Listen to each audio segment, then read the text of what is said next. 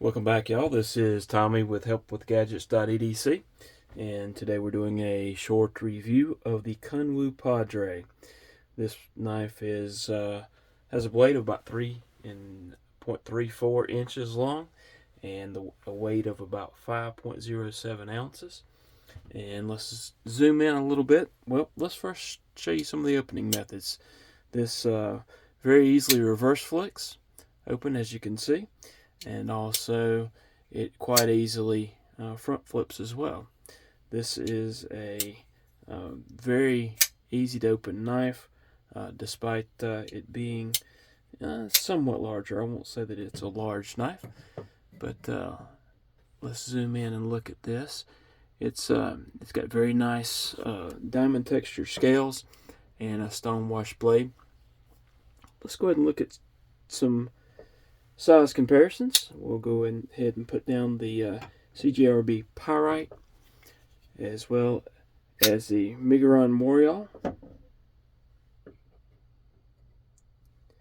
Let you see what they look like up against some that you may be familiar with. Let's get those out of the way and do the Giant Mouse Ace Tribeca and the QSP Penguin.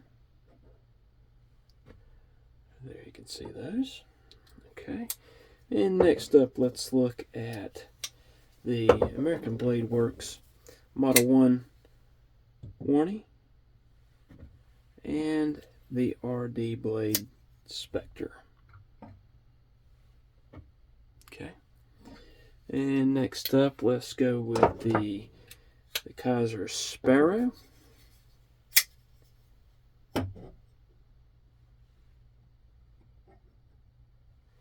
And the Holt Haptic. Alright. And next up we have the Rogers Design X-Mid.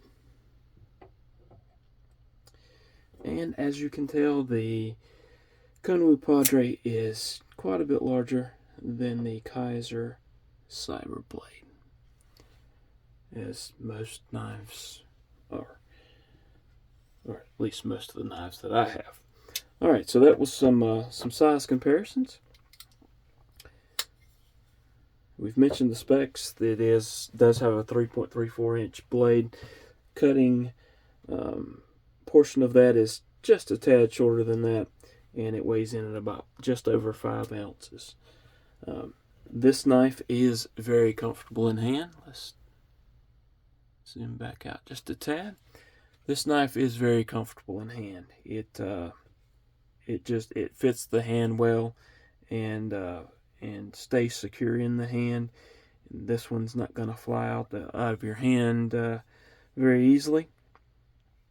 It's just a very comfortable knife. It's very fidget friendly. I find myself just opening and closing it. It does pretty much have fall shut action, as you can see, and very easily reverse flicked. The materials are awesome as well. You've got titanium scales, titanium backspacer, titanium clip. I did anodize this clip and backspacer, and then took some Scotch-Brite and kind of rubbed some of that off to give it a battle-worn look. But it also has Damascus pivot collars, as well as the unique pivot that Kunwu does as well. This blade, as you can see here, is Vanex, and so far I've been very impressed with how well the edge has held up on this knife. It does work well for a lot of cutting tasks, as the blade is lower than the handle. So when you're cutting something, then your hand doesn't get in the way. So it's a very well designed knife.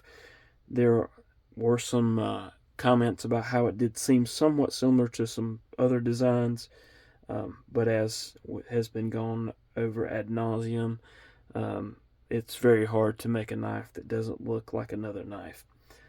That's just the nature of it. You have handles and you have blades, and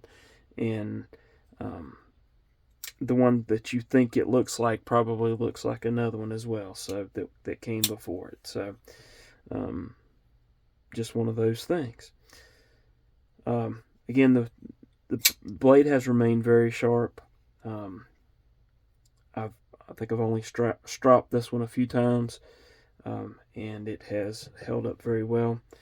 It will perform most cutting tasks that you would use an EDC knife for, maybe a little bit more. This is a very well built knife, very sturdy, fits very well in the hand, and all around just a good knife.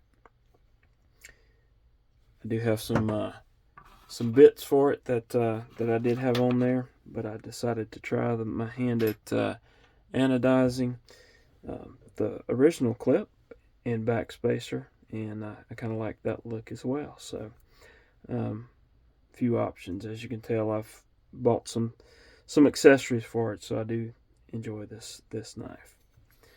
However, I find that I don't carry it a whole lot, and I've got other knives that I carry more. So such is the life of a knife collector. But hope that shows you a little bit about the knife, and